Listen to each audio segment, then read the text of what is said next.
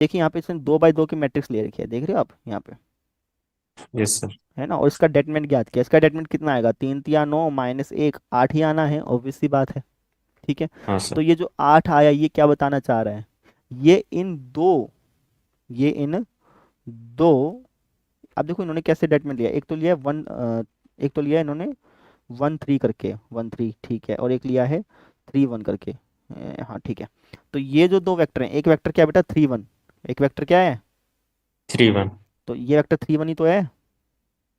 Yes sir. क्यों, क्योंकि x पे 3 चलना पड़ा, वाई पे 1 चलना पड़ा, तो ये वेक्टर बन गया हमारा। ठीक है। दूसरा हाँ वेक्टर क्या सर। बेटा, 1 3। तो दूसरा वेक्टर 1 3 तो है।